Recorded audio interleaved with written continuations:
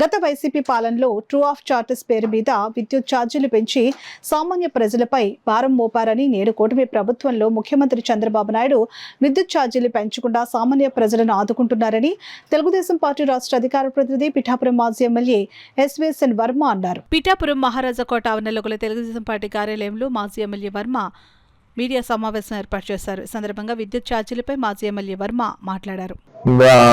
చంద్రబాబు నాయుడు గారు ₹1.50 మళ్ళీ అక్వా రైతులు తగ్గించి మరి అక్వా పరిశ్రమని సపోర్ట్ ఇవ్వడం జరిగింది. పరిశ్రమకి జగన్ పాలనలో ₹5.18 విద్యుత్ కొనుగోలు చేస్తుంటే మనం వచ్చిన తర్వాత వాళ్ళందరితో మాట్లాడి ₹4.70 కొనుగోలు చేయడం జరిగింది. రేపు రాబోయే రోజుల్లో కూడా విద్యుత్ ఛార్జీలు పెంచమని చెప్పి ముఖ్యమంత్రి గారు హామీ ఇచ్చారు. దీనికి అనుగుణంగానే మనం కొని విద్యుత్ ఏదైతే ఉందో కరెంటు దాన్ని తక్కువ ధర కొని వినియోగదారుడి మీద భారం పడకుండా మరి చూడడం జరుగుతుంది.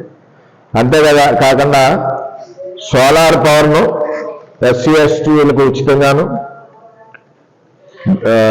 బీసీ వర్గాలకు కేంద్ర ప్రభుత్వం ఇచ్చే సబ్సిడీ నుంచి ఇంకో 20,000 అధికంగా ఇవ్వడం జరుగుతుంది.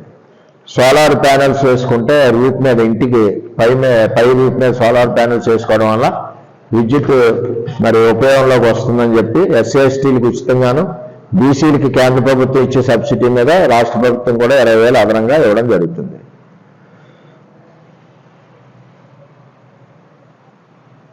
ఏదైనా 2019లో చంద్రబాబు నాయుడు గారు దిగిపోయే టైంలో విద్యుత్ చెప్తాను. ఏదైనా చంద్రబాబు నాయుడు గారు దిగిపోయే టైంలో విద్యుత్ మిగిలిన రాష్ట్రంగా అప్పు చెప్పి వెళ్ళడం జరిగింది. మరి దాని తర్వాత 2019-24లో జగన్మోహన్ రెడ్డి పరిపాలనలో భ్రష్టు పెట్టేసి అన్ని రకాలుగా వినియోగదారుల మీద బరువు మోపి వారందరినీ ఆర్థికంగా నష్టాల్లో పెట్టడమే కాకుండా ఎవరు కూడా సరైన నాణ్యమైన కరెంట్ అటు రైతులకు కానీ ఇటు డొమెస్టిక్ కరెంట్ కానీ ఇవ్వడం జరగలేదు.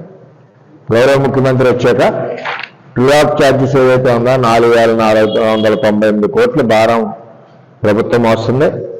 అదేవిధంగా వినియోగదారుకి ట్రూ డౌన్ అమలు ద్వారా 13 పైసలు యూనిట్కి విద్యుత్ ఛార్జీలు కూడా తగ్గించడం జరిగిందని చెప్తే